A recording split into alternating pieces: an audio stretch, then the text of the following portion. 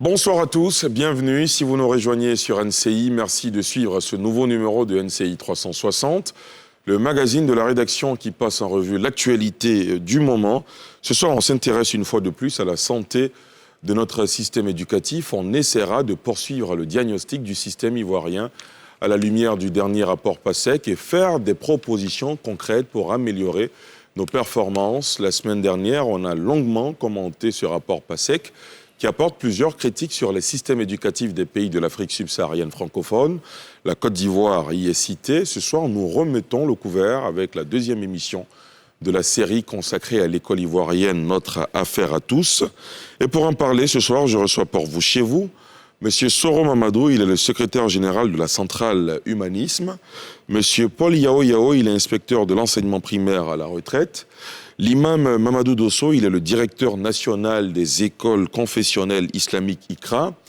Monsieur Mokoutou Cyprien, il est l'adjoint du président du réseau des écoles confessionnelles catholiques en charge de la pédagogie et des écoles.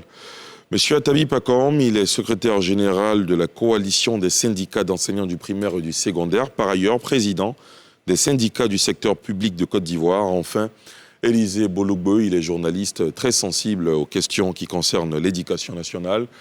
Merci à vous, chers invités. Bonsoir et bienvenue. Merci d'avoir accepté notre invitation. Merci. Bonsoir, merci. Alors, tout de suite, on ouvre le débat concernant ce fameux rapport PASEC qui a tant fait jaser, qui a tant fait parler en Côte d'Ivoire. Quel est votre regard, vu que vous n'avez pas participé à la première émission, quel est votre regard et votre analyse de ce rapport PASEC qui semblait, en tout cas dans la perception de certains Ivoiriens, toucher du doigt les contre-performances de notre système éducatif? Oui, M. Soro. Il faut saluer ce rapport parce que c'est un rapport scientifique et donc il faut lui donner toute sa noblesse. Notez que de 1991 à 2012, le PASEC faisait des rapports pays et c'est sur recommandation donc, de la Confémen qu'ils ont décidé d'aller à une étude comparée entre les différents pays. Et donc c'est une volonté de nos gouvernants d'aller vers plus de transparence, plus d'autocritique et plus, j'allais dire, de documents scientifiques qui puissent leur permettre de mieux affiner leur action. Donc, il faut saluer.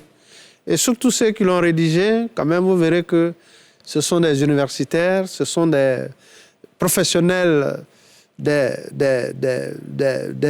rapports. Et donc, ça a un caractère hautement scientifique.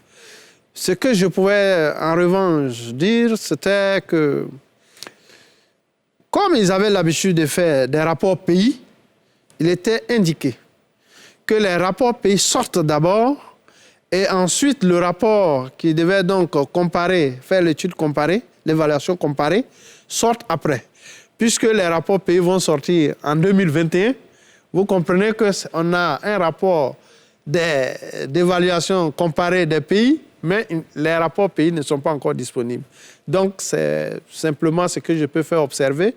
Mais notez qu'il faut saluer nos différents ministres de l'Éducation nationale qui ont décidé de mettre à la disposition de la communauté, des différentes communautés, des documents scientifiques qui puissent permettre d'apprécier et que chacun, à son niveau, puisse participer valablement et correctement selon ses moyens, selon sa capacité.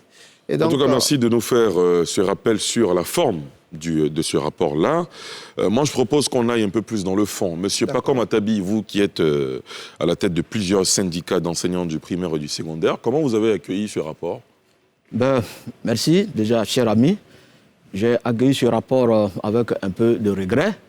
Pourquoi de regret? Bien évidemment, puisqu'il classe mal notre système éducatif, mais de façon précise dans des disciplines fondamentales que sont les langues d'enseignement, donc le français et les mathématiques.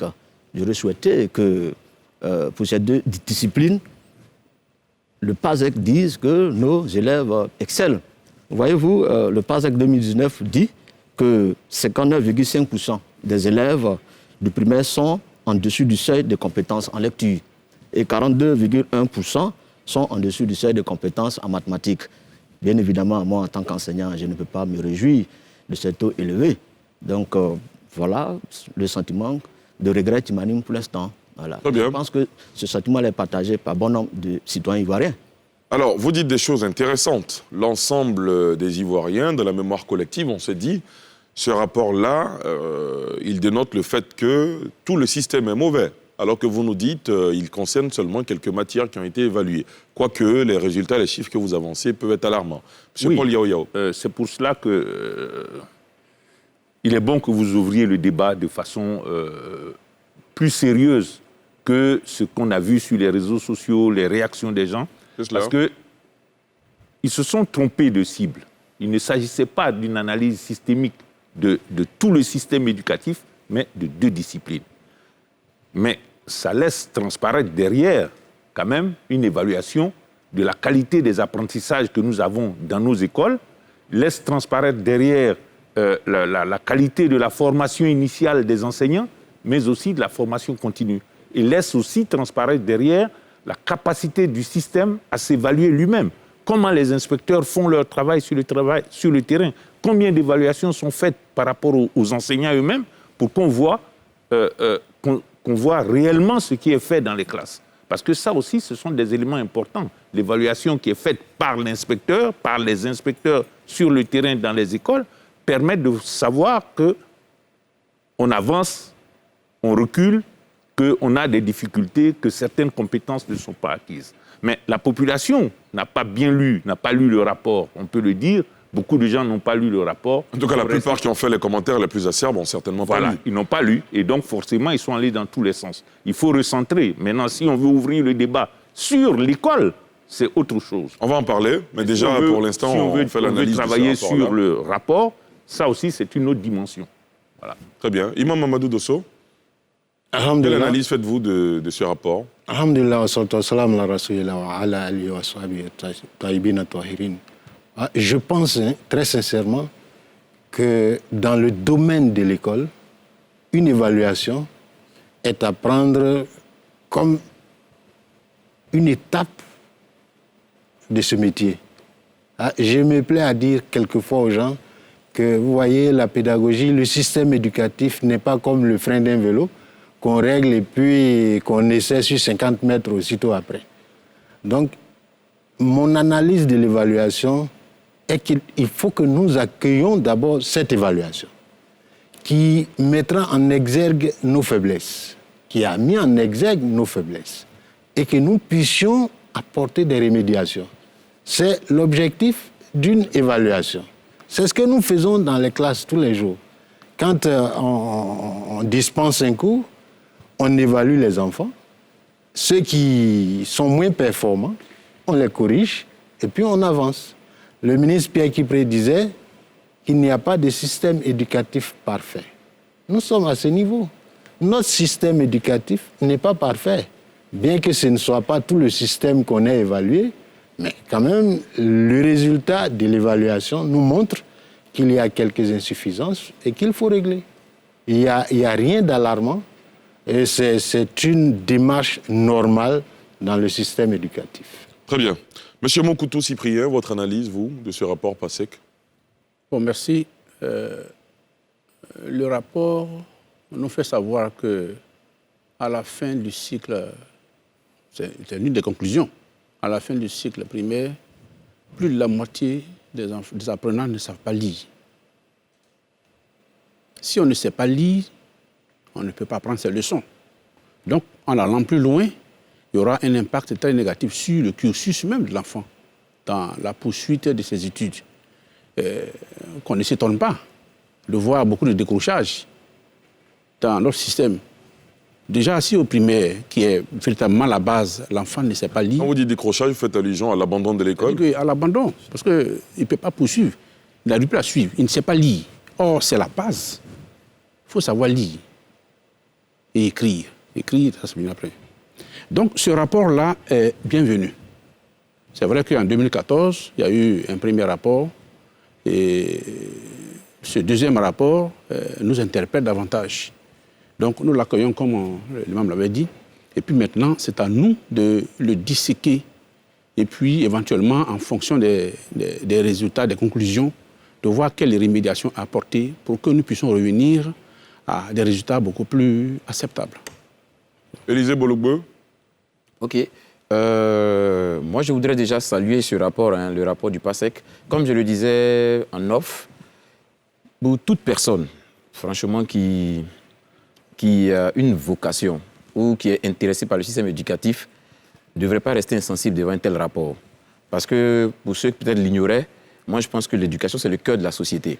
Et ce type de rapport doit pouvoir être pris en considération. En dehors même de ce rapport, tout autre rapport qui va dans le sens d'une évaluation du système, que ce soit du système, que ce soit des matières, doit être pris vraiment à considération. Parce qu'il y va du niveau, ou du moins de la qualité de la société qu'on veut avoir, en fait.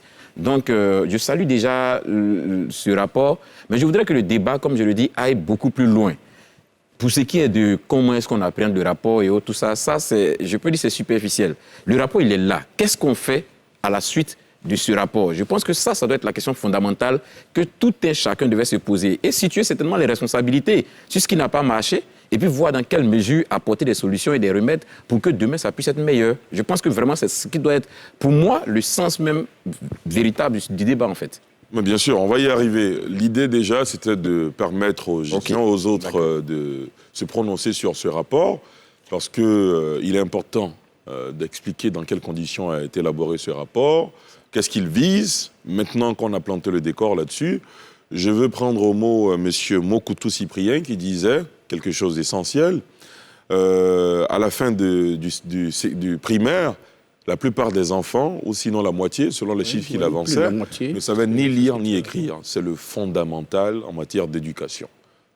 Comment, Côte d'Ivoire, 60 années après l'accession à l'indépendance, beaucoup d'entre les élèves ne savent ni lire et écrire. Quelles sont les causes, messieurs? Vous êtes tous des acteurs du système éducatif.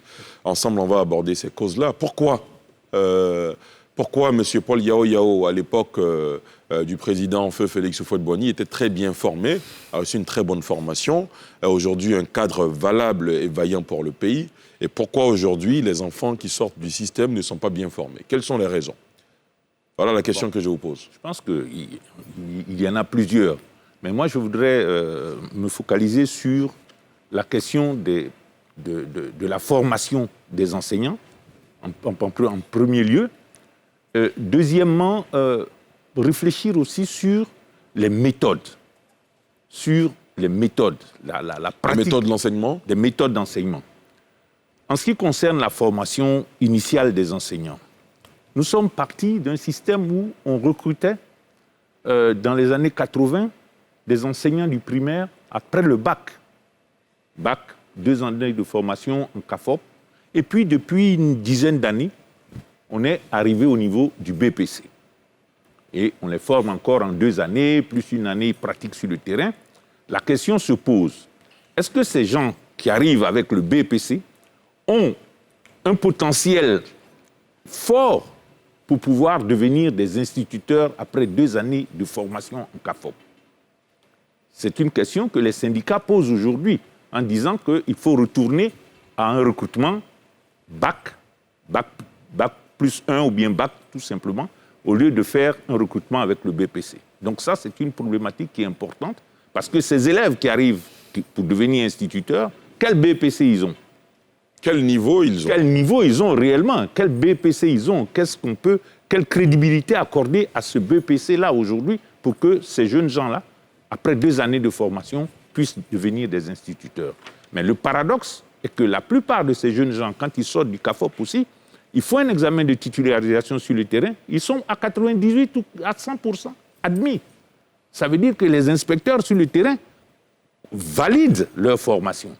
Donc, à partir de ce moment-là, ils sont des instituteurs. Ça, donc, il y a une problématique, il y a un problème, il y a des discussions à avoir sur cette question. Deuxièmement, ce sont les méthodes. On est passé d'une pédagogie par objectif à une pédagogie par compétence. C'est-à-dire? C'est-à-dire que dans l'ancien système, notre système éducatif était basé sur une pédagogie par objectif. On se donnait un objectif. Mais maintenant, on est arrivé aux compétences. C'est-à-dire que sur une année, un enfant a 2 compétences de base à acquérir. Ces compétences de base-là, s'il ne peut pas les acquérir sur la première année d'un sous-cycle, c'est-à-dire le cycle CP par exemple, on peut le faire passer pour qu'il reprenne une de ses compétences dans la 2e année du cycle, c'est-à-dire du CP ou du CE. En d'autres termes, les enfants ne redoublent plus les classes. Mais parce qu'on a changé les modalités d'évaluation. Et ça, il faudrait que les parents le sachent. Le système est divisé en sous-cycles. En primaire, vous avez 3 sous-cycles. CP, CE, CM. Donc, à l'intérieur du sous-cycle, on ne double pas. On ne devrait pas doubler. Ou du moins, on doit réduire les taux de redoublement. C'est ainsi qu'aujourd'hui, les taux de redoublement tournent autour de 4% dans le système. Et ça, c'est une bonne chose. Pourquoi ? Pour des raisons économiques, mais pour des raisons de droit à l'éducation aussi. Parce que quand vous faites doubler un grand nombre d'enfants en entrée de cycle comme au CP, l'année 2019, c'est 270 000 gosses qui n'ont pas pu arriver en CP1. Donc, il y a un ensemble de questions, de paramètres dont il faut tenir compte dans l'analyse de cette question-là. Maintenant, sur la question des compétences, est-ce que effectivement les apprentissages sont bien faits? Quel est le niveau de motivation de nos enseignants dans les classes? Et puis, il y a bien sûr un autre paramètre qui est énorme, dont on doit parler. Ce sont les effectifs. Si au primaire, vous avez une moyenne nationale qui est de 42 élèves par classe, mais dans certaines zones de ce pays, vous avez des classes de CP, des classes de CM qui sont encore à 100 élèves. Vous avez la même chose au niveau des collèges. Quel travail on veut qu'un enseignant fasse, quelle que soit sa bonne volonté? Comment il peut tenir une classe de 100 élèves? Il y a quand même une rationalité à avoir, il y a à rationaliser tout ce travail-là et ne plus se contenter de dire on a mis beaucoup d'enfants à l'école, il y a 4 millions d'élèves dans notre système, mais ils sont dans le système comment? Ça aussi, il me semble que ces effectifs ont un impact sur la qualité de l'enseignement qu'on donne. C'est cela. M. Soro? Oui, il ne faut pas ignorer les efforts qui ont été faits par le gouvernement, mais simplement dire que ça reste encore insuffisant. Effectivement, il y a la question des infrastructures, puisqu'on note qu'à côté des effectifs, il y a aussi la distance. Plus les enfants vont avoir une longue distance à effectuer, ça va agir sur le rendement. Et donc, il faut aussi continuer à pouvoir construire les classes de proximité. 2, il faut aussi encore travailler sur un aspect très important. C'est vrai qu'il a parlé de l'approche pédagogique, mais je pense qu'effectivement, il y a la communauté. Il faudrait que, effectivement, la communauté s'y implique, parce que nous avions constaté un relâchement de la communauté, si bien que nous-mêmes, les organisations syndicales, en 2010, on avait décidé de mettre en place le réseau ivoirien pour la promotion de l'éducation. Et donc, il y avait certes les professionnels que sont les enseignants, mais aussi on avait fait appel aux journalistes, aux parents d'élèves, à tous ceux qui intervenaient, comme les clubs UNESCO, pour qu'effectivement la question éducative devienne une question affaire de tous. De tous. Parce que la classe, c'est autour de 50% d'apprentissage. La maison reste aussi pour 50%. Et donc, il va sans dire que c'est vrai, on peut être analphabète, mais le fait d'insister auprès de l'enfant, le fait de toujours voir ce qui se passe à l'école, aller voir son maître et revenir lui faire un point, motivera l'enfant effectivement à continuer à apprendre, même quand bien même il soit à la maison. Donc, il y a ce volet très important pour dire que effectivement il y a l'apprentissage à l'école, mais il y a aussi l'apprentissage en dehors de l'école qui doit permettre de faire en sorte que dans cette synergie, on puisse aller de l'avant. Mais les infrastructures restent aussi importantes parce que l'UNESCO a donné des normes, même si on ne peut pas les respecter, mais on doit essayer de travailler pour tendre vers. Et enfin, la question du recrutement, je crois que c'est ce qui nous a fait. Lorsqu'on rédigeait le profil de carrière de 2002 à 2007, où le décret a été pris, on avait demandé et obtenu la suppression du grade C3, qui correspond donc au grade de recrutement avec le BPC. Parce que plus on allait, on s'est dit que le niveau du recrutement, en lieu et place de baisser, il doit plutôt s'élever. C'est pourquoi, dans le nouveau profil, on avait effectivement, pour les procès de collège, parlé de bac plus 4, et on devait donc aller vers plutôt une hausse qu'à une réduction donc, du niveau de recrutement. Ça, il faut le faire. On comprend que ce sont des enjeux budgétaires, hein? Ça, on le comprend. Mais alors, c'est pourquoi, à l'époque, nous avions parlé de la question du financement de l'école. Il faut effectivement lever des taxes, les flécher. On ne doit pas sourciller là-dessus. Et je pense que des taxes sur le tabac, sur l'alcool, etc., on peut les prendre, mais les flécher au système éducatif pour qu'il y ait effectivement des ressources pour effectivement aller à une scolarisation où on aura un taux net de 100%. Hein, sinon... Imam Mamadou Dosso, les intervenants qui viennent de vous précéder ont parlé de la formation des enseignants, de leur recrutement, des méthodes d'enseignement, des infrastructures. Quelle est votre part de diagnostic? Alhamdulillah, il faut faire remarquer que l'enseignant lui-même est un produit de l'école. Vous le dites si bien, vous avez dit au premier intervenant qu'il était le produit d'une école.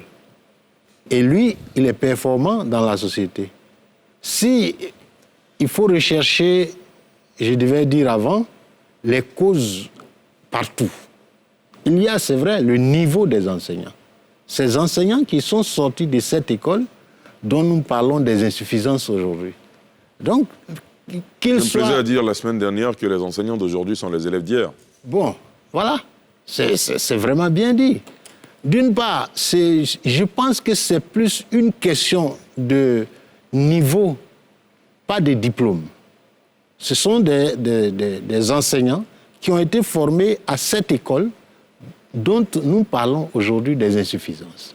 Donc, des gens qui sont sortis de cette école, il ne faut pas attendre qu'ils soient des enseignants comme des élèves qui ont été formés en 1974. Parce qu'on donne que ce qu'on a. Voilà, on donne que ce qu'on a. Donc, c'est plus une question de niveau que de diplôme. Au-delà, il faut aussi voir sur le côté du système éducatif. Alors, M. Yao, M. l'inspecteur, a parlé de pédagogie par compétence, de pédagogie par objectif.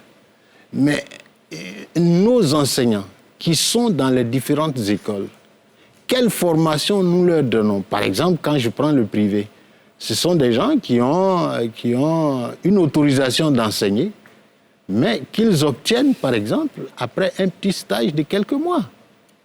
Donc, il ne faut pas occulter ce volet, parce qu'il s'agit d'une évaluation globale de tout le système.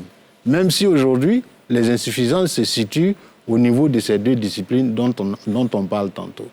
Ensuite, il y a l'effectif pléthorique. Mais en 2015, l'État de Côte d'Ivoire a raison, moi je ne suis pas contre ça, a pris une loi de scolarisation obligatoire. Ça donne droit à l'enfant d'aller à l'école. Mais en même temps que nous prenons ces lois-là, il faut mettre en place tout ce qu'il faut pour que ce ne soit pas des lois qu'on respecte pour les respecter, que ce soit des lois pour protéger les droits des enfants, mais pas des lois juste pour dire aux uns aux autres que nous avons augmenté le taux de scolarisation quand, comme l'a dit monsieur, quand il y a près de la moitié qui décroche à la fin du système primaire. Donc, voilà un peu, je pense qu'il faut regarder du niveau de l'enseignant qui est lui-même le produit de l'école. Ensuite, il faut parler de la formation de ces enseignants. Il faut parler des effectifs pléthoriques pour les résorber. Il y a plusieurs mesures à prendre. Il faut faire suivre à cette scolarisation obligatoire par la construction de plusieurs infrastructures pour accueillir les enfants qui ont droit à l'éducation. Monsieur Mokoutou Cyprien. Merci. Moi, je m'interroge un peu sur cette problématique du niveau de nos différents diplômes, la qualité de diplôme que nous délivrons. Pourquoi, par le passé, un enseignant qui a le BEPC peut être performant à l'enseignement, et puis aujourd'hui, un enseignant qui a le même BEPC n'est plus performant. Pourtant, c'est le même diplôme BEPC. Ouais. Est-ce qu'il faut interroger le système, c'est-à-dire le changement de paradigme qui s'est effectué à un moment donné? Parce que cet enfant qui a ce BEPC n'a pas été formé à l'ancienne école pour obtenir ce qu'on disait souvent, le BEPC. Mais pourtant, c'est le même diplôme. Hein. Ce diplôme, c'est le même brevet d'études du premier cycle. Tout à l'heure, le doyen parlait de l'enseignant qui est sorti de ce système. Quelle performance il peut avoir si déjà le système lui-même ne lui permet pas d'atteindre la qualité qu'il faut? Et c'est celui-là qui va aller faire l'enseignement. Donc, au fur et à mesure qu'on avance, nous aurons la qualité des enseignants des enseignements qui vont diminuer. On diminue les diplômes, certes, mais quel est le niveau d'évaluation à ce niveau-là? Donc, on doit interroger le système. On doit interroger le système et on a parlé aussi de l'effectif. C'est vrai que le pouvoir public a un peu la décision de rendre l'école obligatoire. Le doyen l'a dit, en rendant l'école obligatoire, il y a un flux important et parallèlement à cela, est-ce qu'il a été prévu des mesures correctives en termes, par exemple, de résorption de tout ce flux-là qui arrive à l'école? On constate les effectifs pléthoriques dans nos classes. Et devant ces effectifs pléthoriques, quelle qualité, quel effort l'enseignant peut déployer pour que tous ces enfants-là puissent avoir le niveau requis. On a des classes, souvent, quand on parle de 100 élèves, ça c'est le moindre. Hein. Il y a des classes qui dépassent cet effectif. Très bien. Il y a des classes qui dépassent cet effectif. Au privé, on peut avoir souvent des effectifs de niveau moindre. Des niveaux moindres.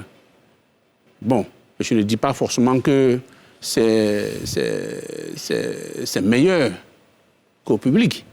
Mais le problème dont a parlé le président, c'est essentiel, la question d'effectifs pléthoriques. Ce problème d'effectifs pléthoriques est la résultante du non-déploiement des infrastructures. Après la prise de décision de rendre l'école obligatoire. Donc, s'il n'y a pas d'établissement qui puisse résorber ces enfants, bien entendu, on va avoir les enfants qui vont s'asseoir à 3 ou à 4 sur un banc, dans la même classe. Et en ce moment, l'enseignant, quelle que soit sa pédagogie, quelle que soit sa qualité, je ne pense pas qu'il puisse donner le même enseignement à ses enfants qu'à un enseignant qui se trouve devant une classe de 30 ou bien 25 élèves. Très bien. Voilà. Paco Matabi. Oui, merci. Le problème du manque de performance en lecture et en mathématiques est tributaire des méthodes d'enseignement. Il faut rappeler qu'à partir de 1993-1994, va être intégrée la pédagogie par objectif qu'on appelait la PPO. Mais déjà, dès 2002, les tenants de l'école vont estimer que cette méthode d'enseignement ne répondait plus aux besoins des citoyens ivoiriens et mettre en place une autre pédagogie qu'on appelait la formation par compétences, qui était très mal articulée et elle a été généralisée en 2006 et en 2007.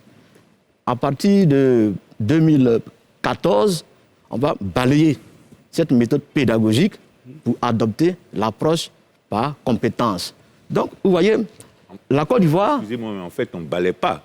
On modifie juste. On ne balaie pas, puisque le terme de compétence reste. Ça peut se discuter. En tout cas, il y a le débat. D'accord, je vous redonne la parole tout à l'heure, M. Yoyo. Allez-y. Donc, je disais que nous assistons là à un tâtonnement sur la méthode pédagogique. Et il faut éventrer le problème. Vous savez, référons-nous aux recommandations du PASEC 2012. Le PASEC 2012 avait déjà tout indiqué au gouvernement ivoirien. En disant quoi? Voilà. Je vais vous dire, le PASEC 2012 avait demandé au gouvernement d'arrêter les recrutements de masse et privilégier le recrutement au CAFOP. Mais aujourd'hui, l'État recrute massivement des enseignants contractuels qui ne passent pas par les CAFOP. Ça, c'est un problème. Pourquoi? Parce qu'on refuse d'investir dans l'éducation. Il y a également que le PASEC 2012 avait relevé le niveau de recrutement des enseignants qui n'était pas bon au BPC. Il avait recommandé de relever le niveau au bac. Je me réjouis que tous les intervenants sur ce plateau donnent raison à la coalition des syndicats du secteur public de Côte d'Ivoire qui a mené la lutte dans ce sens en demandant à l'État de relever le niveau de recrutement au BPC.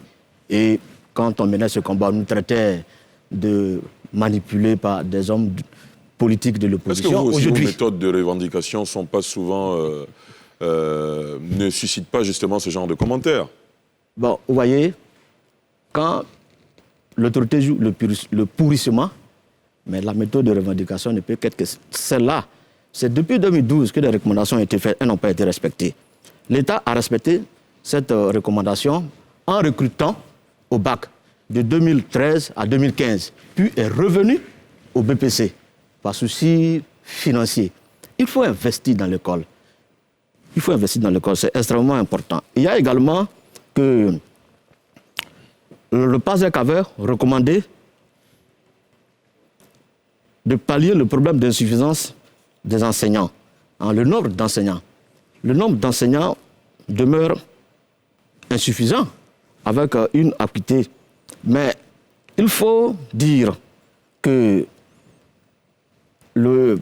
l'État de Côte d'Ivoire a respecté une des recommandations du PASEC de 2012 en rendant l'école obligatoire par la loi 2015-635 du 17 septembre 2015.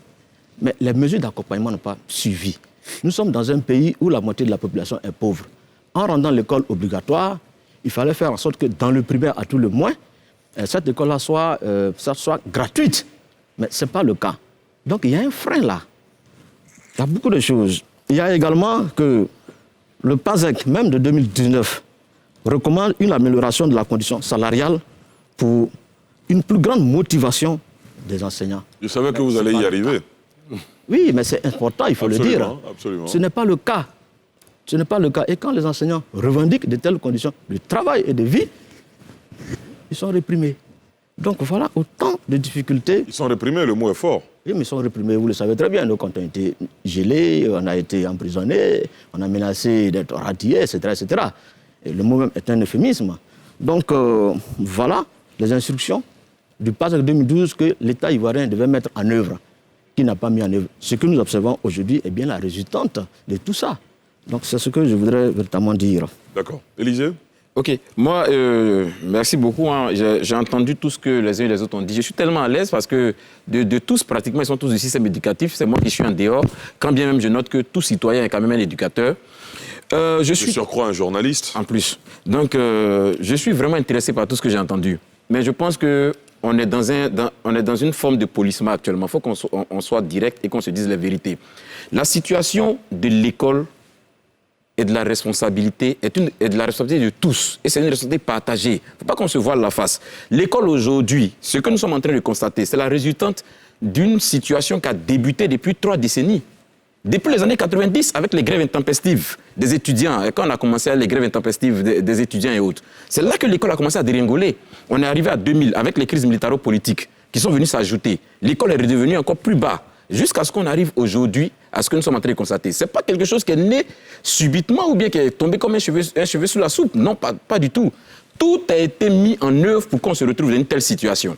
Et si aujourd'hui, on ne regarde pas en face pour assumer nos responsabilités et décider de corriger, on est en train d'aller dans l'enlisement. C'est-à-dire on en aura encore pour une vingtaine d'années, une trentaine d'années où on ira de dégringolade en dégringolade. Il ne faut pas qu'on se voie la face. Je suis très à l'aise d'être à côté d'un syndicaliste qui, bien évidemment, évoquait un certain nombre de points, Mais comme je le dis toujours aux syndicalistes, moi, ce que me surprend très souvent chez nos syndicalistes, surtout les enseignants, c'est qu'à chaque fois qu'ils prennent la parole, c'est une revendication salariale, meilleures conditions de travail. Mais jamais je dis jamais, ou peut-être que je ne suis pas l'actualité, mais jamais un ne va dire qu'on estime que le curriculum de formation doit être revu parce qu'il n'est pas à la hauteur ou parce que voici ceci, ou bien des recommandations qui ne sont pas forcément des objectifs de revendication. C'est ce que je viens voici de dire. Que nous demandons. On laisse terminer. Voici ce que nous demandons au gouvernement, voici les recommandations que nous faisons et tout ça. Mais tout le monde, ils sont pas, si tu veux, en fait, ils sont pas seuls. Parce qu'aujourd'hui, en Côte d'Ivoire, le mercantilisme a pris le dessus. Tout le monde veut avoir de l'argent et en même temps. Ça, c'est ce qu'on constate. Mais le système éducatif, ce qu'on est en train de vivre aujourd'hui, comme je le dis, c'est la résistance de quelque chose qui s'est mis en place depuis 30 ans. Quand on fait des grèves intempestives, en tant qu'élève, on décide d'aller en congé quand on veut, on décide de revenir quand on veut. Les parents, pour combien même se rendent aujourd'hui à l'école, pour savoir si même leur enfant était à l'école aujourd'hui ou pas, on ne sait même pas. D'autres ont été souvent surpris de voir leurs enfants dans des vidéos qui sont filmées sur des portables qui passent dans Facebook. Ah, c'est mon fils, mais j'ai jamais pensé qu'il aurait pu être capable de faire ça, alors que c'est ce qu'il est en train de faire. Les parents ont démissionné à un certain niveau. Les enseignants, pareil. Parce qu'aujourd'hui, on se dit, de toute façon, moi, je n'ai pas d'effort à faire. Une classe où il y a 90 élèves, moi, je ne peux pas faire d'effort pour ces 90 élèves. J'ai fait ce que je peux. Si ça ne peut pas avancer, ça n'avance pas. Mais il ne faut pas qu'on perde de vue que l'éducation, ça, je le dis toujours. Ce n'est pas parce que le gouvernement décide de recruter 10 000 enseignants sur une opération que tout le monde va aller. L'enseignement, c'est une vocation, c'est un sacerdoce. Si on n'a pas compris ça, il ne faut pas qu'on aille à l'enseignement. Allons faire autre métier. Parce qu'il y a des métiers qui sont des... Je le disais en entame de mes propos tout à l'heure dans le débat, je dis que l'école, l'éducation, c'est le cœur d'une nation. Donc ceux qui doivent y aller, là, s'ils n'ont pas le minimum de vocation et de sacerdoce, ce n'est pas la peine d'y aller. On ne va pas à l'enseignement parce qu'on veut être riche. Si on veut être riche, on va faire une autre activité. Mais si on va à l'enseignement, c'est parce qu'on veut dispenser un savoir et on veut apporter quelque chose à la nation pour que demain, cette nation-là soit une nation forte. Très bien. Voilà pourquoi on va à l'éducation. Encore Watabi, réaction? Oui, bien sûr. Je voudrais tout simplement rappeler à mon voisin de gauche que toutes nos revendications ne sont pas d'ordre salarial. Tout à l'heure, je l'ai dit. En grande partie, j'ai dit. En majorité. D'accord, on le laisse Je poursuis pour dire que déjà depuis 2016, nous avons demandé au gouvernement ivoirien de mettre en œuvre la recommandation du PASEC en relevant le niveau de recrutement des instituteurs du BPC au bac. Ça n'a pas été mis en œuvre. Ça, ce n'est pas une revendication qui demande de l'argent. Deuxièmement, j'ai souligné tout à l'heure... Ça a un coût. Oh non, je suis désolé, ça ne demande pas de l'argent pour les enseignants, je dis. Si, parce que certains syndicats, excusez-moi d'interrompre là, il n'y a même pas un mois, certains syndicats ont dit que quand dans le système, il y a des gens qui sont instituteurs et d'autres sont instituteurs adjoints, ceux qui sont instituteurs adjoints ne sont pas motivés parce que ça fait deux types de salaires dans le système. Mais quand tu choisis de rentrer par le poste d'instituteur adjoint, mais forcément, tu auras le salaire d'instituteur adjoint. Ça, c'est un aspect qu'on pourra développer. Je répondais tout de suite. Allez-y. Je répondais tout de suite aux voisins. Très bien, M. Yoyo. Je répondais tout de suite aux voisins qui accusaient les enseignants de revendiquer, que la revalorisation salariale. Je dis que ce n'est pas le cas. Je dis que les méthodes pédagogiques qui ont été expérimentées depuis le 2002 ne sont pas à la hauteur du diagnostic qui a été posé. On est passé de la formation par compétence qui a été très mal articulée. Après, aujourd'hui, c'est l'approche par objectif qui ne répond pas. Par compétence en ce moment. Compétence APC, qui ne répond pas aux objectifs du système éducatif. C'est malgré ça. Alors, tout à l'heure, vous faisiez un développement. Vous disiez que d'abord, c'était le système par compétence, ensuite objectif, ensuite compétence. Finalement, on se perd là pour nos téléspectateurs. PPO, APC, FPC et puis APC. PPO, objectif. APC. Voilà. À combien d'années? FPC, formation par compétence, et maintenant APC. Toujours la compétence. Ouais, toujours les compétences. Monsieur Yarasouba, ce que je voulais ajouter pour terminer, il y a une grave dilution du contenu des enseignements. Aujourd'hui, vous savez que la dictée a été supprimée. On en parlait la semaine dernière. L'enfant est devenu tellement roi, mais comme il y a un aspect tout à l'heure par rapport à la chicotte qu'on va développer, bien sûr, mais l'enfant est devenu un roi. Toutes les mesures disciplinaires... Mais pendant que nous y sommes, si la dictée... Ali, excuse-moi, non, je veux rebondir, c'est une question que je veux lui poser. Je vais poser une question. Vous m'étonnez quand même. Oui, c'est très étonnant. Parce que vous ne pouvez pas parler de dilution dans le contenu, Mais qu'est-ce que vous voulez qu'un enfant de Côte d'Ivoire, comme nous on l'a fait à l'époque, on a étudié la Chine en école primaire. Qu'est-ce que vous voulez qu'un enfant d'Agbayansou fasse avec la Chine aujourd'hui? Mais on lui donne les contenus se rapportant à son vécu quotidien. Et c'est là-dessus que le programme de la compétence, des compétences a été bâti. C'est comme ça que le programme a été bâti. Est-ce qu'il porte les résultats? Mais oui, ça dépend de comment vous enseignez. Moi, je suis étonné quand moi, en 6e, on m'a fait apprendre John and Mary are waiting at the railway station in London. Pourquoi? Alors que le gosse qui est à Korogo n'avait jamais vu le train. Pourquoi tu lui parles d'une station de train à chose? Aujourd'hui, on apprend aux enfants ce qu'ils ont dans leur quotidien. C'est ça la compétence. C'est ça la compétence. Et là, je suis étonné de votre raisonnement. Quand ensuite vous abordez la question de l'enfant est devenu un roi, mais vous croyez encore qu'on doit chicoter un enfant aujourd'hui? C'est parce que j'ai dit, on en parle tout à l'heure. Ça fait partie de ses droits. Vous dites ce que je n'ai pas dit. J'ai dit tout à l'heure qu'il y a un volet qui est réservé. Oui. Moi, je voulais juste... Vous n'allez pas faire aussi un tir groupé sur monsieur Moi, je voudrais quand même rebondir sur un certain nombre de questions. Allez-y, une minute. Allez-y. Il mérite qu'on ouvre la réflexion. La question de la loi sur l'école obligatoire. On doit savoir qu'on réfléchit à un cadre juridique qui nous permettra d'atteindre des objectifs. Donc la loi a été votée et ensuite on va décliner en programme pour pouvoir faire en sorte que d'ici à une date donnée, on puisse totalement en adéquation avec le cadre juridique qu'on vient de créer. C'est pas ce qui a été fait? C'est ce qu'on est en train de faire. Parce que j'ai vu, il y en a qui disent, on vient de prendre la loi, on n'a pas tout mis en place. Non, ce n'est pas comme une baguette magique. Non, ça ne peut pas être fait comme ça. On crée le cadre, on va établir un plan de développement de ce cadre juridique, on va annexer à cela un plan financier, et ce plan financier va dérouler. Et c'est pourquoi j'ai dit, il faut que chacun de nous sachions que, où que nous soyons vie associative, que nous soyons administration, que nous soyons élèves, que nous soyons parents d'élèves, nous tous, nous devons participer à la mise en place de ce PND qui va développer compartiment par compartiment. Si on ne le fait pas, si chacun pense qu'il y en a qui doivent le faire, et il y en a qui peuvent rester en marge de l'action, ça ne va pas prospérer. Très bien. Non, je voudrais apporter une information précise sur la question de la loi sur l'école. Parce que je peux me vanter d'avoir participé à l'élaboration du programme de la scolarisation obligatoire. En tant que conseiller technique, j'ai participé à cela. Très bien. Donc, on a collé au PND national qui était en vigueur Plan national de développement 2015-2020. C'est sur cette base qu'on est parti. Et en se disant que, forcément, en rapport avec les objectifs du millénaire, qui prévoyait que dans tous les pays, la scolarisation devienne, les taux de scolarisation atteignent les 100% d'ici 2030. Nous, en Côte d'Ivoire, on a choisi de dire de 2015 à 2025. Dans ce cadre-là, donc, on a élaboré, on a mis en place le programme avec ses objectifs, avec ses coûts financiers et tout. Et on a prévu la construction des écoles, des classes sur cette période de 10 ans. De façon progressive. De façon progressive.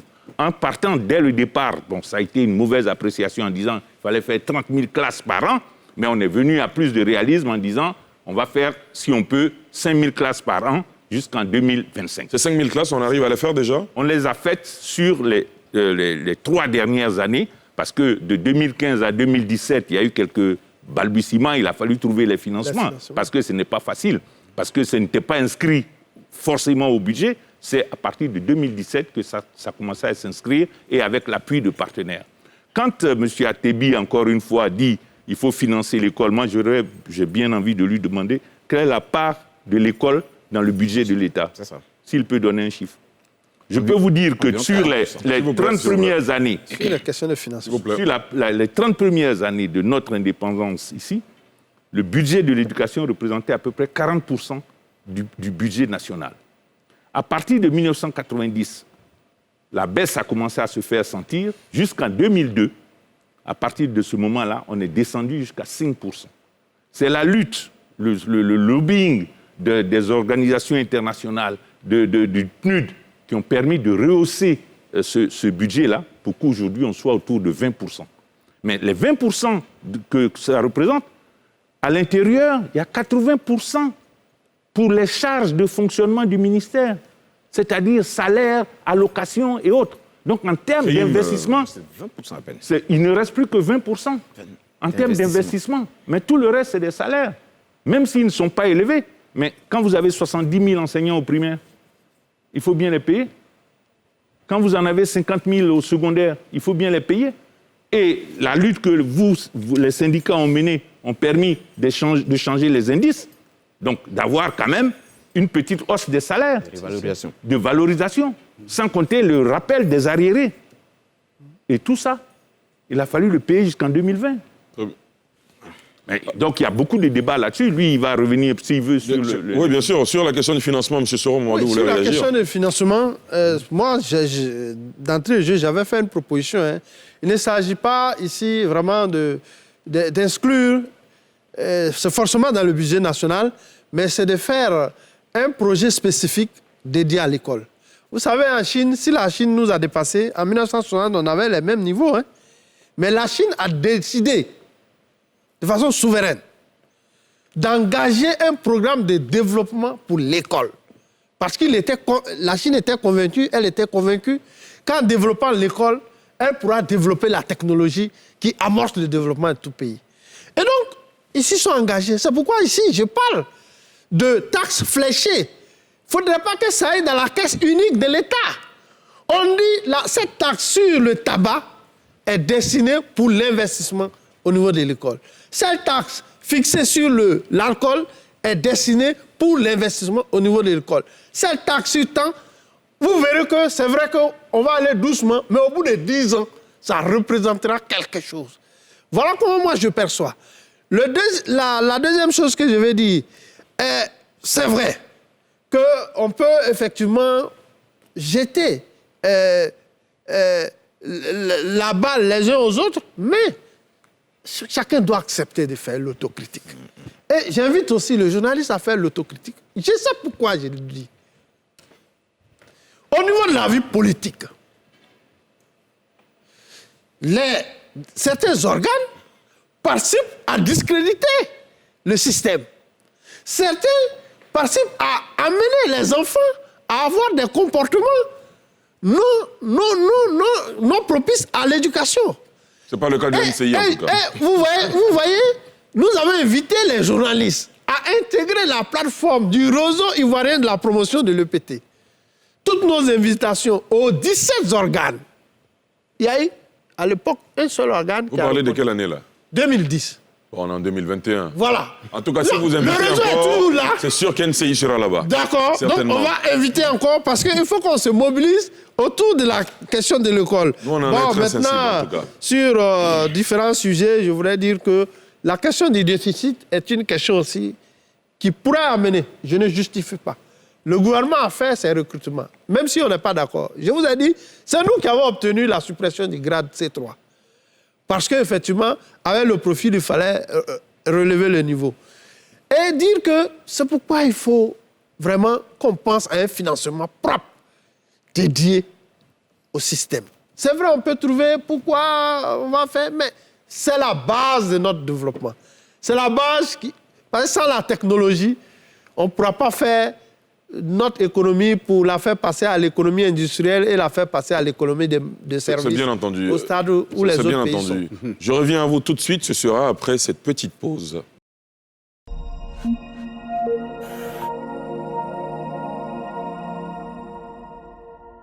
Retour sur le plateau de NCI 360 pour cette deuxième émission de la série consacrée à l'école ivoirienne, notre affaire à tous.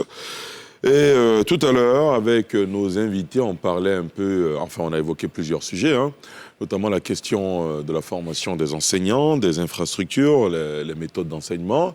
Et on avait fait un point d'honneur aux revendications des syndicalistes qui avaient suscité quelques clarifications, quelques éclairages. Paco Matabi, vous vouliez réagir ? Oui, bien sûr, merci beaucoup. Je voudrais réagir au propos de l'inspecteur à la retraite qui dit que l'approche par compétence est appropriée. Oui, je n'en disconviens pas, mais je fais un constat, comme tous les Ivoiriens aujourd'hui. L'approche par compétence, qui est une méthode pédagogique, a été institué en 2014. Aujourd'hui, en 2021, le PASEC nous dit que plus de la moitié des élèves dans le primaire ne savent pas lire et ne savent pas calculer. Il y a donc un problème, il faut regarder. Il ne s'agit pas de convoquer des données techniques pour justifier qu'une réforme est bonne.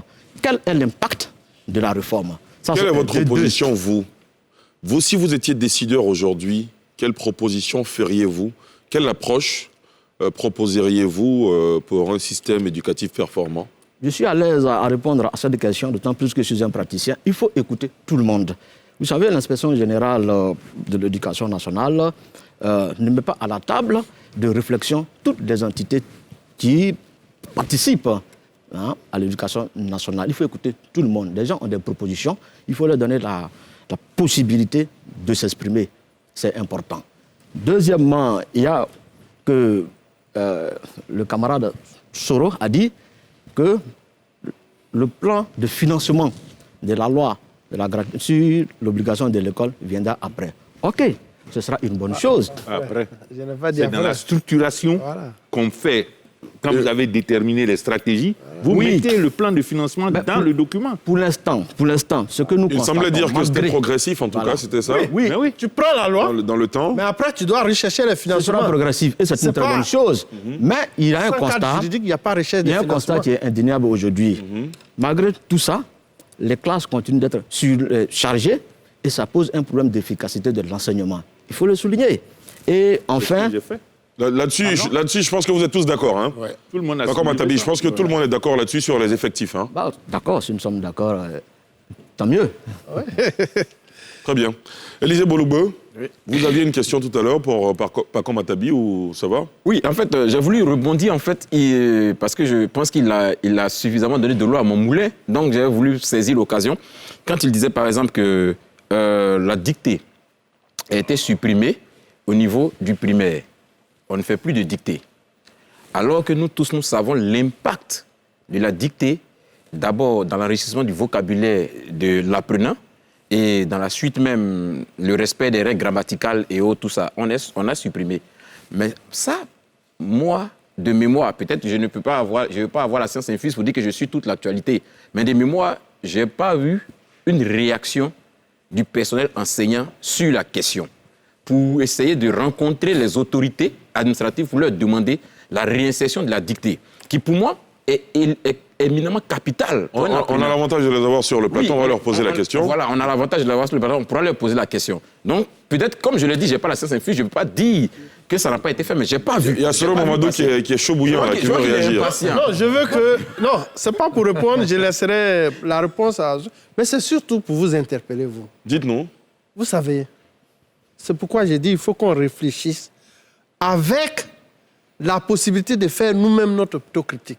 Vous dites que vous n'avez pas vu la réaction des syndicats d'enseignants. Avez-vous vu vous-même votre propre réaction en tant que journaliste dans votre organe de journal, là-dessus, vous-même? Avez-vous vu la réaction des parents d'élèves? Moi, je peux vous répondre. Excusez-moi. Non, je peux vous répondre. Dans le schéma de responsabilité. Alors, vous n'allez pas parler ensemble. Hein? Non, je peux répondre. C'est une question. Vous allez répondre là. Je peux répondre à sa question. Terminez rapidement, Soro. Et si ces réactions étaient reçues, les journalistes, les parents d'élèves, toute la communauté, vous verrez que c'est ensemble qu'effectivement, le décideur pouvait dire oui, c'est bon ou c'est pas bon. Mais ce n'est pas que je partage votre position qui est de maintenir la dictée. Hein? Non, je ne suis pas forcément à lui, parce qu'on doit regarder l'environnement dans lequel nous baignons. Les données sont en train de changer. Nous sommes d'une époque où il n'y avait pas les TIC. Mais aujourd'hui, il y a les TIC. Et si on ne cherche pas à s'adapter, le monde va aller pour nous laisser derrière. Alors, vous nous expliquerez en quoi est-ce que l'avènement des TIC impose la sortie des TIC. On dit aujourd'hui la table de multiplication n'est pas obligatoire à un enfant du CPR. Vous savez pourquoi? Pourquoi? C'est parce qu'elle est partout. Elle est partout, mais avant, on l'avait en tête. Elle n'est pas dans la mémoire. Elle n'est pas dans la mémoire. Oui, mais elle est partout. Non. Bon, non, alors, s'il vous plaît, on va recentrer le débat. On va recentrer le débat. C'est moi qui pose des questions. Elle est partout. On m'a posé des questions. Oui, allez rapidement. Voilà, OK. À ce niveau-là, je voudrais dire une chose. Dans le système éducatif, les responsabilités sont partagées et il y a des niveaux de responsabilité. De la même manière, quand on parlera d'éthique et de déontologie en matière de journalisme, je ne dirai pas que lui, il n'interpelle pas les journalistes parce qu'il n'écrit pas ce qui est normal. De la même manière, j'estime que quand on parle de l'éducation, ils sont au premier plan. Ils sont au premier plan. Très en bien. tant que ça au premier plan, votre réaction ne doit pas être la même que nous. On vous a bien Nous, compris. on doit venir, mais vous, en tant qu'acteur en premier plan, vous devez déjà marquer le point. C'est ce que je dis. Très bien. Cela n'occupe pas le fait que nous, on ne peut pas réagir. C'est ce que je suis en train de dire. Absolument. Pas comme Atabi. Oui, merci. Je voudrais tout simplement rappeler. Non, je reviens à vous tout de suite. C'est lui qui a parlé de la question de la dictée. Vous ne pouvez pas lui redonner Non, la parole. je reviens à vous tout de suite. Il a été interpellé là. Ah bon, d'accord. Oui, été interpellé. j'ai été Rapidement. interpellé. Le voisin a dit, quand la dictée a été supprimée, est-ce que les organisations syndicales ont donné de la voix? Mais bien évidemment, nous donnons régulièrement de la voix sur le contenu des programmes. Admettez-le, vous donnez un peu plus de voix chaque fois quand il s'agit de revendications Mais nous salariales. ne sommes pas écoutés. D'accord. Nous ne sommes pas écoutés. Très bien. C'est bien entendu. Alors, moi, j'ai envie de vous poser une question, M. Yao Yao. Le retrait de la dictée du système, comment vous réagissez à cela? Comment vous avez réagi à l'époque? Moi, j'ai applaudi des deux pieds et des deux mains. Pourquoi?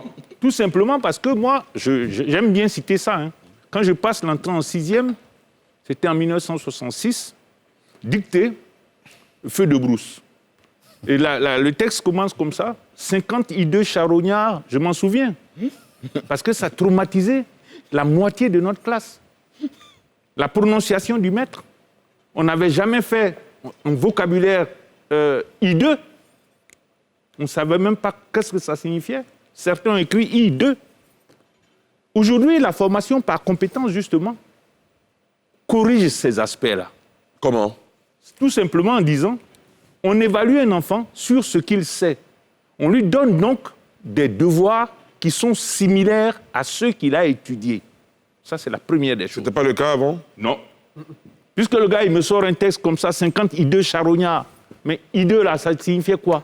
Vous avez Pour dû moi- souffrir, hein, si vous vous en souvenez aujourd'hui. Je m'en souviens encore aujourd'hui. Mais c'est justement pour justifier pourquoi on supprime la dictée. On a remplacé la dictée dans l'étude des textes à l'entrée en 6e. Donc les questions de grammaire, on fait des exercices à trous. On met le verbe et on dit à l'enfant, conjugue le verbe au présent de l'indicatif et mets-le à la troisième personne du pluriel. Mais il fait de la dictée et il écrit et il réfléchit. La question de la compétence, c'est ça, c'est de réfléchir et agir. Je voulais poser une question. Mais faire de la dictée simplement pour faire de la dictée comme Bernard Pivot faisait, ça n'a rien d'intelligent, ça n'a rien d'un apprentissage, ça n'a rien de cognitif. Ce n'est que de la répétition. D'accord. Mais pire. Non, s'il vous plaît. Non, s'il vous plaît. Non, monsieur Soro. Et la dictée éliminait des Une gens. faute, 4 points, et la note était une note éliminatoire. Éliminatoire. Je vais vous donner un carton jaune, monsieur Soro. Ah non? Non, il faut bien savoir. Et moi, je suis étonné que des jeunes gens éliminatoire. veuillent replonger dans des méthodes archaïques. Non, peut-être parce qu'on ne leur explique pas. Non, s'il vous plaît, vous n'allez pas parler ensemble. Monsieur Yao Yao, quand vous expliquez des choses, beaucoup de personnes peuvent comprendre. Mais s'il n'y a pas d'explication en face, Oui, moi, les la gens question peuvent que je avoir voudrais juste un avis poser- Il contraire. veut me poser, ouais. Oui, La pas comment question t'as que bien, je allez-y. voudrais juste poser à l'inspecteur qui a été conseiller technique, j'imagine au ministère, puisqu'il a dit qu'il a été conseiller technique. À la primature. Ok, à la primature. C'est pourquoi, malgré tous ces efforts, malgré cette bonne lecture de tout ce qui a été accueilli, qui a été extirpé de ce programme-là, ça ne marche pas. Qu'est-ce qui ne marche pas? Mais Le niveau des enfants n'est pas bon. la performance, C'est pas comment dire. la performance en lecture, j'aime bien la réaction la performance j'aime en bien la- langue j'aime- d'enseignement et en mathématiques j'aime ne bien fonctionne la pas. réaction de Et votre- c'est ça qui crée le débat J'aime aujourd'hui. bien la réaction de votre voisin. Il a dit quelque chose qui est fondamental, c'est que si on s'assoit, qu'on analyse sérieusement, on se rend bien compte que 1990 est une année extrêmement importante dans la suite du fonctionnement de notre système éducatif, dans son ensemble, du primaire jusqu'à l'enseignement supérieur. Où voulez-vous en venir? Est-ce que vous savez qu'aujourd'hui, à l'université, des gens qui ont eu le bac en 2019 ne sont pas encore en première année? Comment vous pouvez justifier ça?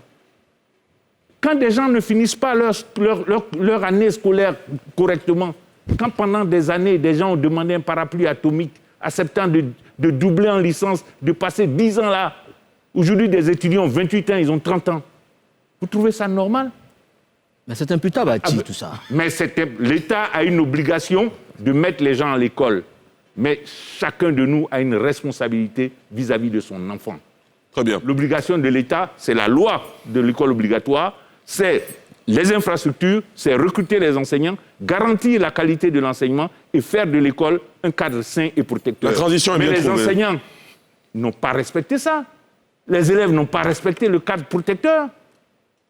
Très bien, la transition est bien trouvée. Parlons maintenant 12% de nos écoles en 2019 Je suis ahuri, ont connu des violences.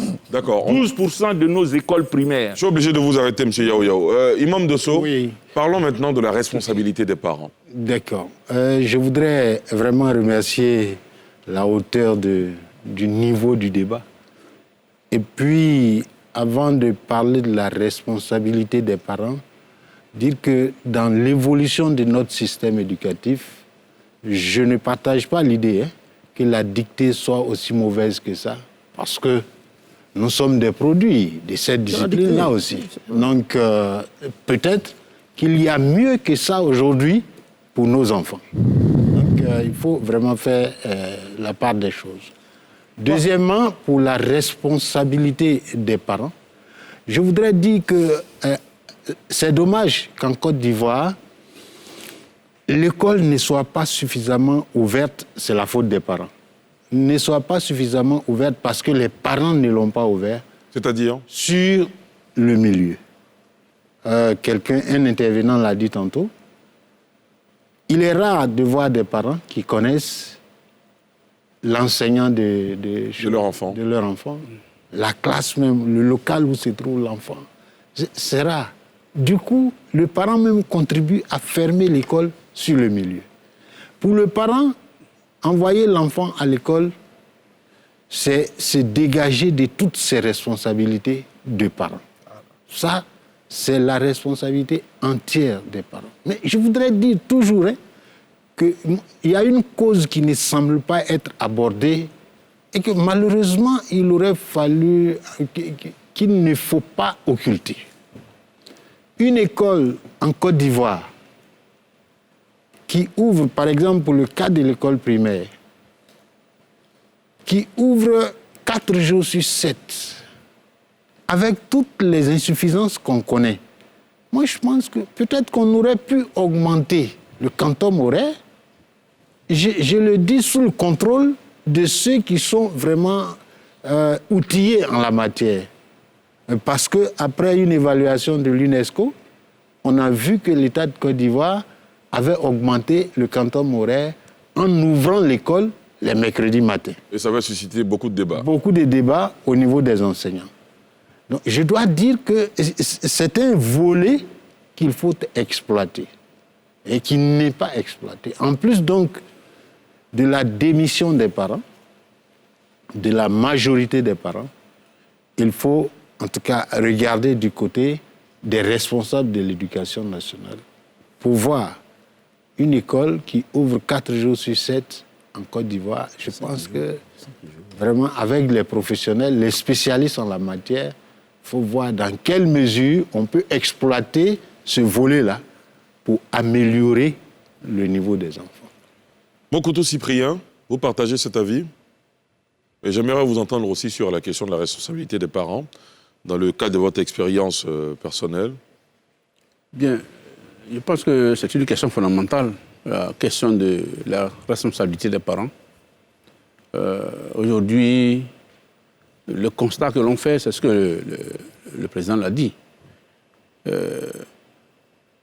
y a des parents qui considèrent l'école comme un lieu de débarras de leur enfant. C'est-à-dire qu'ils déposent l'enfant à l'école, tout le reste, ça, c'est les enfants. Même à la maison, l'éducation même de l'enfant est abandonnée aux mains du personnel de maison. C'est les bonnes qui éduquent les enfants. Le père, la mère, souvent, ils ne sont pas là. Bon, soit peut-être parce que le temps du travail le prend trop de temps, mais c'est le constat que l'on fait. Alors, il y a lieu peut-être de sensibiliser pour replacer le parent au centre de l'éducation de son enfant. Parce que l'éducation commence d'abord à la maison. L'école donne l'instruction, mais l'éducation, c'est à la maison qu'on la reçoit. Et là, à ce niveau, les parents ont totalement abandonné. Donc, le point de vue du parent, je le partage. Il faut qu'on puisse trouver le moyen de replacer le parent au centre de l'éducation de son enfant. Et c'est en lien avec l'école que les deux, le parent et l'école, peuvent véritablement peut-être donner le meilleur à l'enfant pour son épanouissement. Quelle est la responsabilité des syndicats, M. Soro, dans tout ce qu'on a évoqué? Oui, au niveau de l'autocritique nous impose de faire un diagnostic. De nous-mêmes, d'abord, le syndicat était supposé travailler sur toutes les composantes de l'école, à savoir les questions académiques, les questions pédagogiques, les questions... On devait pouvoir aborder toutes ces questions. Mais on ne doit pas ignorer 91, où effectivement il y a eu une réduction de près de 51% du salaire, qui a créé quand même un environnement un peu difficile. Et en 2001, cette situation a été réglée. Et en 2007, cette situation a même évolué avec le profil et le nouveau reclassement. Donc, en principe, nous, les enseignants, on devait être dans un environnement au niveau moral, prêt, effectivement, à jouer davantage notre rôle, qui est de continuer la réflexion sur toutes les composantes. Mais est-ce que ces 2 décennies ont fait que la conscience s'est ankylosée et qu'elle ne veut plus bouger? Mais je pense qu'on a essayé ce travail, nous autres. On l'a essayé. Si bien que le 27 février 2001, lorsqu'on avait conclu l'accord, nous-mêmes, on avait intégré dans l'accord qu'on ajoutait 1 mois sur l'année scolaire pour effectivement nous permettre de mettre à niveau. De la même manière, en 2007, quand on avait eu l'accord sur le reclassement, on a encore, devant le président de la République, demandé qu'on ajoute 1 mois pour que, effectivement, les 2 semaines qui avaient été faites, on puisse effectivement remettre à niveau pour qu'on soit dans le quantum horaire. Donc, je pense que cette disposition doit continuer. Malheureusement, ce qu'on doit reconnaître, c'est que pendant cette marche, il y a eu une fragmentation des syndicats. Si bien qu'aujourd'hui, il y a une pléthore qui agissent dans un même environnement. Et donc, ça crée la concurrence entre les organisations qui fait que c'est difficile. Plutôt que de rechercher l'objectif escompté. C'est que l'un peut voir comme positif, l'autre, naturellement, on est sur le même marché, verra que, bon, c'est pas positif. Et donc, il y a encore un travail à faire pour qu'on se rassemble pour effectivement concevoir des projets de développement participatif pour que on soit actif au niveau donc de la qualité de l'éducation et la formation. Très bien. Boloubeu? Oui, moi je suis bien intéressé de poser une question à M. Soro et à mon voisin immédiat, comme ce sont des syndicalistes. Aujourd'hui, nous sommes devant la nation, hein. Nous sommes en train de parler devant la nation. Comme je l'ai dit, certainement, il y a des endroits où je n'ai pas lu, je n'ai pas la science infuse pour dire que je sais tout. Mais ce que je voudrais juste savoir, est-ce qu'aujourd'hui, ils peuvent énumérer, en dehors des revendications salariales des syndicats, des revendications qu'ils ont menées et qui ont abouti aujourd'hui, qui a eu un impact sur le système éducatif? Bon, qui ont abouti, hein. Sinon vous en avez cité plusieurs au cours de l'émission. Qui ont eu un impact sur le système éducatif, venant des syndicats des enseignants. Ça va édifier la nation. Oui, mais je crois qu'il ne faut pas être dans un tel état d'esprit. Parce que l'esprit ne participe pas à construire. Ça participe à plutôt exposer. Mais moi, je me mets dans une disposition d'esprit à participer à la construction. En 2002, puisque c'est en 2000, j'ai été à la tête de mon organisation de base, vous savez que le VIH-Sida était féroce en milieu scolaire. Et le taux national était de 10,4. Nous avons estimé qu'en tant qu'organisation syndicale, nous pouvions concevoir un programme de lutte contre le VIH et les IST en milieu scolaire et universitaire. C'est ce qu'on a conçu et on a recherché le financement et notre international l'a financé sur 10 ans. Et à la fin de la 10e année, le taux en milieu scolaire a largement baissé et au niveau national a baissé jusqu'à 2,7. Je ne dis pas que c'est nous seulement qui avons fait, mais nous avons participé. Le deuxième élément que je voulais lui dire, on a noté une démission de la communauté des parents d'élèves. Et donc, nous avons voulu attirer l'attention de toute la communauté, toutes les composantes confondues, pour qu'on s'approprie les questions éducatives. Et nous avons mis, c'est moi encore ma personne, qui a donc fait venir ANCEFA ici, qui est l'organisation africaine, pour créer ce réseau ivoirien pour la promotion de l'école pour tous. Et ce réseau, depuis mai 2010, nous l'avons créé. Il est là en Côte d'Ivoire. Tous les journalistes, les parents d'élèves, tous ceux qui font de l'école d'assistance, comme les IFEF, comme les clubs UNESCO, tous sont dedans pour regarder toutes les politiques. Et nous avons participé avec cette posture. Tous les raisins qui ont commencé à être rédigés depuis 2014, nous en sommes membres jusqu'à ce jour. Donc, effectivement, il y a un travail qui est fait, mais comme c'est un travail souvent dont la communication n'intéresse pas les journalistes, puisqu'ils aiment le sensationnel. Non, si vous le dites comme ça, on n'est pas d'accord. C'est une autre accusation.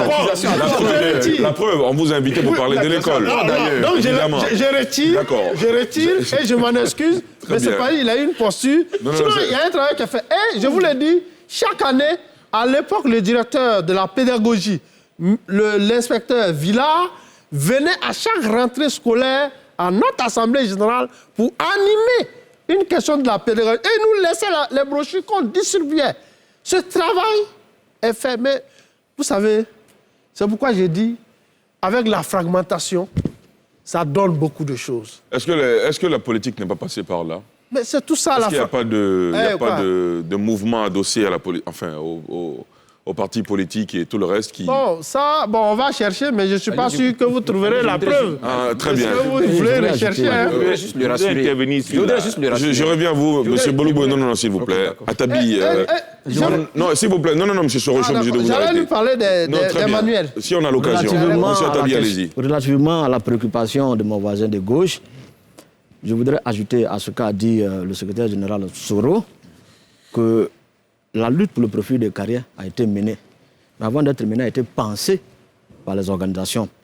Et le draft qui a démarré en 2001 visait un profil de carrière incitatif pour encourager les Ivoiriens à embrasser la carrière de l'enseignement avec beaucoup de motivation. Et cette lutte a bel et bien abouti en 2007. Ce qui permet aux enseignants aujourd'hui d'accéder au grade supérieur de la façon publique. Et c'est une très bonne chose. Donc, que le voisin ne se mette pas dans une telle posture à l'encontre des organisations. Nous sommes des partenaires. Non, en fait, lui, il a posé des questions pour comprendre. Parce que je constate, depuis le début du débat, que sa posture... Mais je voudrais ajouter... Il a le droit d'avoir la posture Oui, qu'il a. bien entendu. Non, s'il vous plaît. Sa posture. Moi, en fait, vous n'avez pas... Je respecte sa posture. Je vais terminer. S'il vous plaît, monsieur. Je vais terminer. J'ai encore la parole. Non, s'il vous plaît. Mais je vous en prie. Je vous en prie. Votre question portait sur la responsabilité des parents d'élèves. Non, on a fait ce tour-là. Je vais terminer. Je n'ai pas encore terminé. Donc, je reviendrai à vous. Atabi, terminez en 1 minute. Vous avez 1 minute pour terminer. Merci beaucoup. Donc, je disais que mon voisin a le droit d'adopter certaines postures, mais je regrette qu'il ne dénonce pas l'absence du ministère de l'Éducation nationale qui gère l'école à ce plateau-là. C'est-à-dire qu'il serait plus à l'aise avec l'Éducation nationale pour lui demander un certain nombre de choses. Bon. C'est vrai qu'on a souhaité que le ministère de l'Éducation nationale soit présent sur ce plateau la semaine dernière et cette semaine. Malheureusement, l'offre a été déclinée. On continue d'espérer que pour les prochains numéros de cette série d'émissions... Non, s'il vous plaît, M. Soro, c'est moi qui parle. M. Soro, s'il vous plaît. On espère que le ministère de l'Éducation nationale puisse répondre favorablement à notre invitation. M. Yao, vous n'aviez pas à réagir sur la responsabilité des parents. Oui, c'est juste pour montrer une contradiction. Quand vous êtes sur le terrain, les parents d'élèves sont très actifs quand il s'agit des écoles maternelles. Ils payent plus cher pour le COGES parce que, mais ils viennent aux réunions quand il s'agit des écoles primaires, des écoles maternelles. Comme c'est la première fois qu'ils envoient un enfant à l'école, ils sont très enthousiastes. Et puis quand l'enfant arrive en CP1, CP2, les parents ne viennent plus, ils envoient à la réunion des parents d'élèves la nounou, la bonne, ou bien le grand frère de l'enfant pour venir participer à ces réunions. Et au collège, c'est la même chose. Mais avant qu'on ne supprime les COGES, les établissements où le COGES faisait payer très cher, les parents d'élèves venaient. Parce qu'ils ont mis de l'argent. Tout ce qui est gratuit fait que les gens ne viennent pas, ne prennent pas au sérieux. Et le problème que nous avons dans nos écoles, c'est ça. Deuxièmement, monsieur le président a dit, tout commence à la maison. Si l'État a des obligations, les parents ont des responsabilités. Combien de parents aujourd'hui peuvent se targuer d'être réveillés le matin quand leurs enfants vont à l'école, les voir partir? Combien de parents le font? Résultat, vous rencontrez des collégiens qui ont leur pantalon au ras des fesses, la chemise est débraillée, et puis il s'en va au collège. Et son père ne l'a même pas vu le matin. Même si son père travaille, mais si tu travailles, l'enfant part à 6h30, mais pourquoi toi à 6h tu n'es pas réveillé pour voir cet enfant-là partir? Certains vous diraient parce qu'ils sont rentrés très tard la nuit. Mais et alors, tu as une responsabilité. Tu ne peux pas laisser ton enfant partir seul. Qui lui a ouvert la porte? Tu dois être le premier à ouvrir la porte de ta maison. À partir de ce moment, tous les gens qui sortent de ta maison, tu les vois. Mais quand vous ne les voyez pas, comment il est parti? Et son sac, comment il le tient? Est-ce qu'il s'est peigné? Mais c'est là. Est-ce qu'il est fourré, par exemple? Voilà, est-ce qu'il est fourré, comme on a dit? Mais même s'il doit enlever il doit se défourrer dehors là-bas, mais en sortant de chez vous, là, il faut qu'il soit fourré. Que la jeune fille qui s'en va soit bien habillée, correctement vêtue. Mais les parents ne le font pas. Donc, il y a une responsabilité des parents qui est nécessaire. Même quand on est illettré, on peut quand même dire à son enfant, assois-toi pour travailler, je ne t'ai jamais vu travailler. Pourquoi? Alors, plus qu'un quart d'heure avant de terminer cette émission, vous me permettez de rebondir sur une question que j'ai envie de vous poser. Imam Mamadou Dosso, est-ce qu'on doit revenir à la chicotte à l'école? Non. Pourquoi? Parce que les mentalités ont évolué. Ce qui se faisait à la chicotte avant peut se faire aujourd'hui à la négociation. Pourtant, les résultats montrent bien que les élèves n'apprennent pas comme avant. La preuve que nous n'avons pas, c'est que si la chicotte était utilisée, ils auraient plus réussi. On n'a pas cette preuve. Mais moi, je peux vous aider là-dessus pour dire que si on regarde nous autres là, les gens de notre promo, quand on nous frappait là, le nombre de gens qui ont abandonné l'école, il y en a plein. Aujourd'hui, moi, j'ai vu les dernières statistiques produites par la direction de la planification et des statistiques du ministère. En école primaire, en 2019, il y a eu 10 600 cas de coups et blessures à l'école primaire. À quelle année? 2019. C'est le dernier rapport que j'ai pu voir. Je n'ai pas vu celui de 2020. Mais 10 600 coups et blessures en primaire donnés par des enseignants à des enfants de Côte d'Ivoire. Mais le droit à l'éducation signifie protection pour tous ces enfants-là. 0 coup. C'est pour ça que le ministre a pris en 2009 l'arrêté interdisant les punitions physiques. Ça a été initié, poussé par une ONG internationale dont je ne dirai pas le nom ici, mais ça a été soutenu par les syndicats de l'enseignement primaire. Parce que c'est les syndicats eux-mêmes qui ont rédigé le code de conduite, de bonne conduite. Je suis d'accord. Et effectivement, comment vous pouvez comprendre qu'il y ait tant de blessés? Au-delà des blessés, je voudrais renchérir. Il y a eu des cas de décès. De décès. Ils ont frappé, tué les enfants. On les a rangés dans les placards jusqu'à ce que ça suinte. Non, c'est pas bien. Moi-même, je n'ai pas dit on dit, moi, au CP1, j'ai fait l'école buissonnière pour la chicotte. Parce qu'on me frappait trop. C'est la réalité. Ouais.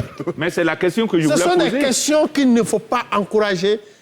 La chicotte ne fait pas apprendre. La chicotte crée une crainte et une hantise dans la conscience de l'individu.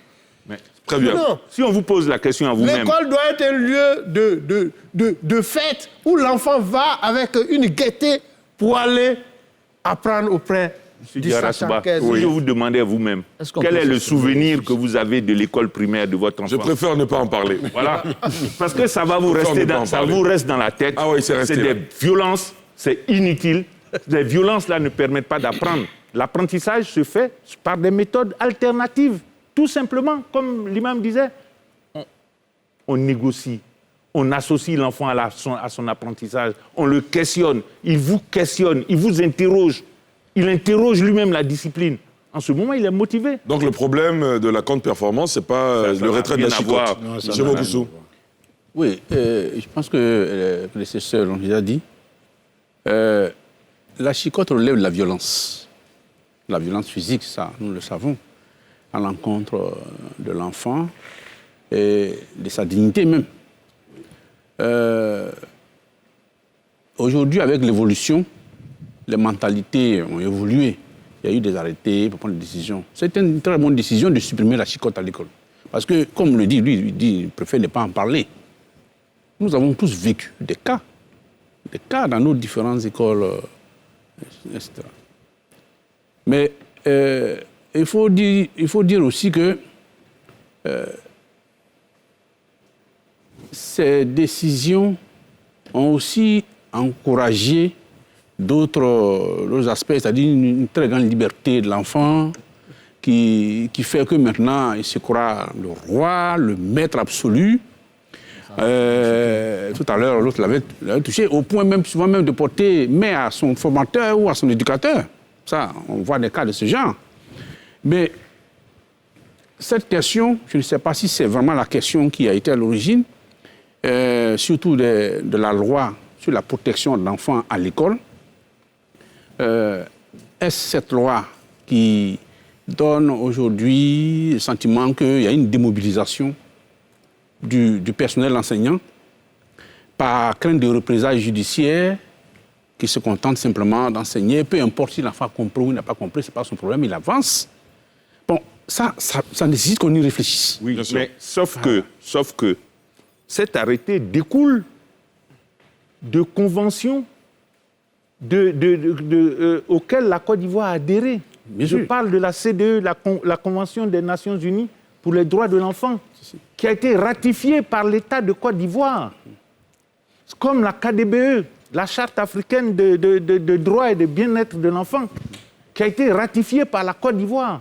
Donc l'arrêté là découle de ces conventions que l'État lui-même a validées. Alors, Donc, en prenant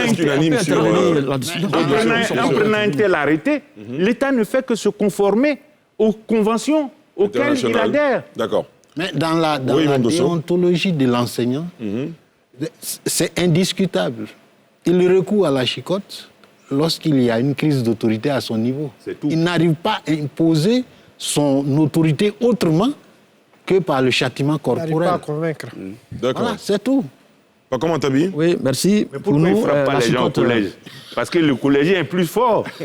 C'est pour ça qu'on arrête en CM2. Mais je veux voir un professeur en train de se battre avec un gosse qui a 16 ans aujourd'hui et qui a 1m85. Il ne pourrait pas le faire. Donc, absolument. La limite de la chicotte est dans l'âge de l'enfant. Ce n'est pas normal. Une question d'autorité. Je disais que pour nous, le terme de chicotte est polysémique. Si la chicotte veut dire châtiment corporel, si la chicotte veut dire fouet, en ce moment, c'est une très bonne chose de la retirer. Oui, c'est une très bonne chose de la retirer. Maintenant, on peut comprendre ça autrement. Si, ici, le terme chicotte convoque... désigne une méthode dissuasive. Voilà, l'idée de mesures disciplinaires. Le mot chicotte a un sens, c'est clair. Il ne faut pas lui donner une valeur polysémique. D'accord, M. Yaouyao, s'il vous plaît, on va le laisser terminer. Allez-y. On sait qu'il est en train de faire de la phraséologie. Non, on vous a bien compris. Pas du tout, je ne fais pas de la phraséologie. Je dis que si la chicotte signifie ensemble de mesures disciplinaires visant à recadrer l'apprentissage de l'élève. Très concrètement, qu'est-ce que vous proposez, vous?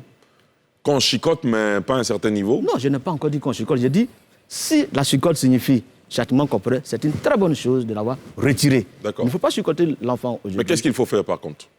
Mais il faut mettre en place des mesures disciplinaires pour accompagner l'apprentissage dans... Quoi, par exemple?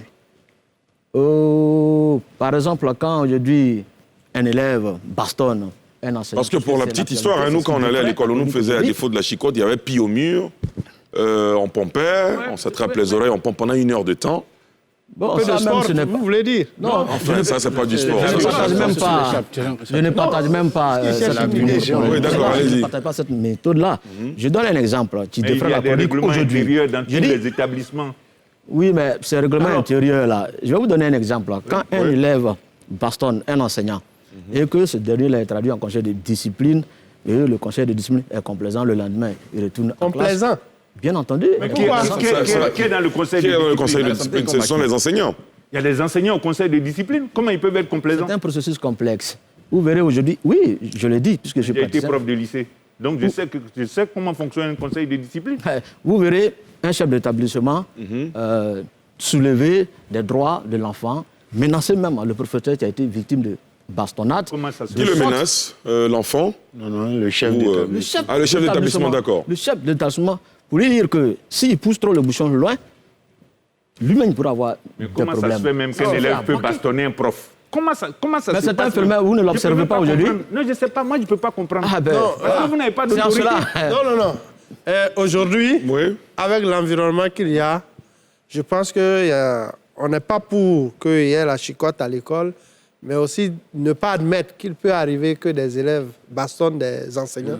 Ça arrive. Aujourd'hui, il y a une étude qui est claire. Aujourd'hui, tous nos lycées et collèges sont encerclés par des deals Des fumoirs. de drogue. Donc, du coup, sous l'emprise de stupéfiants, écoutez, les comportements sont difficiles à contrôler. Au lycée de Gonzagueville, alors, le professeur a fini le cours, il s'en va, mais à la porte, on prend une brique, on met sur sa tête. Il tombe, il évanoui. Bon, qu'est-ce qui se passe? Qu'est-ce qui justifie ça? On ne peut pas. Donc, l'agression, c'est vrai, on peut penser qu'il y a des éléments concordants, mais il peut arriver que ça arrive. Mais là où je ne suis pas d'accord avec mon compagnon, c'est que partout où un enseignant est, s'il fait correctement son travail, Il n'y a pas de raison. là où son droit est violé, il doit pouvoir en réclamer réparation avec cran. Donc, le proviseur ne peut pas te regarder si c'est que tu es rigoureux avec toi-même, que tu es droit en équerre, et te dit, on ne pourra pas appliquer le droit pour toi. Très bien.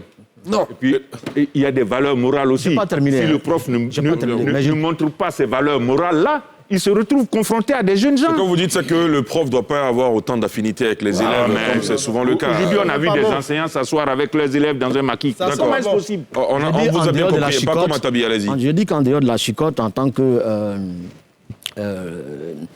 fouet, il faut mettre en place, comme l'a dit l'inspecteur, à travers un règlement intérieur, des mesures qui contraignent l'élève à plus de discipline. C'est important.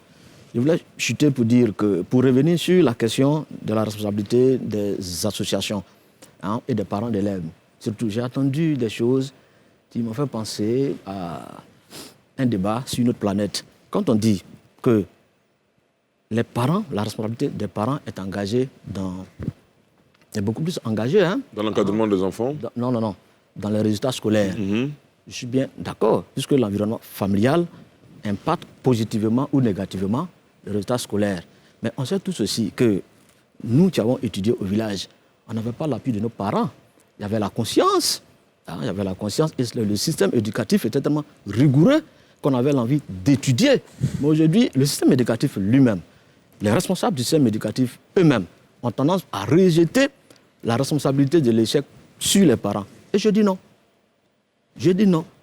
On dit que l'ordre dans un système est imprimé par la hiérarchie. S'il y a problème, le premier chef de ce problème-là, c'est bien évidemment les tenants du système éducatif. Les parents, ça vient après. On ne peut pas faire... Est-ce qu'on a fait une étude pour incriminer les parents qui ne suivent pas bien les enfants à l'école et tout ça? Il est trop facile de disculper le ministère de l'Éducation nationale qui est absent ici et de rejeter la faute aux parents d'élèves. Ça, il fallait véritablement que de faute sur les parents d'élèves. Il fallait que je le souligne. Peut-être quelqu'un d'autre a dit, mais nous... J'ai entendu aussi les responsables du ministère. Non. J'ai entendu les responsables Mais ils sont pas là, vous n'allez ils sont pas faire pas là, un procès vous là où n'allez ils sont pas pas là. parler Quand ils discours, seront vous venez le mêler à là, notre quand vous débat. serez face à eux, vous allez faire ce débat. Voilà. Ouais, mais je vous ai aussi Alors, entendu. messieurs, dames, s'il vous plaît. Enfin, je de la dis messieurs, primature. dames, Oui, messieurs. quoi. S'il vous plaît, Élisée Boulougbe. Ok, d'accord. Merci Ali. Je pense très rapidement, avant de revenir sur cette question-là, qu'il est important peut-être qu'il clarifie une chose. Comme je le disais en entame de mes propos ici, tous sont du système éducatif, je suis le seul journaliste. Donc, il faut qu'on comprenne que mes questions sont des questions d'un journaliste. Ce n'est pas des questions de quelqu'un qui est dans un parti contre une autre partie. Ça, il faut que ce soit clair là-dessus. Et je pense que cette tribune est une très belle tribune pour que les acteurs du système éducatif qui sont présents ici s'expriment et donnent des informations à la nation que peut-être certains n'ont pas. Donc, nos questions ne visent pas à vous incriminer, mais bien à vous offrir une plateforme pour que vous puissiez expliquer des choses peut-être que certaines personnes ignorent. On vous a bien compris. C'est C'est ce que nous important faisons. que cette clarification soit faite. Absolument. Donc, sur ce, je voudrais aussi dire effectivement que concernant la suppression de la chicotte, tous sont unanimes que c'est une bonne chose. une bonne chose. Toutefois, j'estime pour ma part qu'il est important que les mesures disciplinaires ou les mesures de correction autres que la chicotte qui sont admises à l'école soient vraiment appliquées rigoureusement, de sorte qu'on ne se retrouve pas dans un système caractérisé par un laxisme et par un libertinage. un libertinage et une malformation, je dirais, éducative de nos enfants. Vraiment, c'est ce que je voudrais dire pour conclure. Merci. Très bien.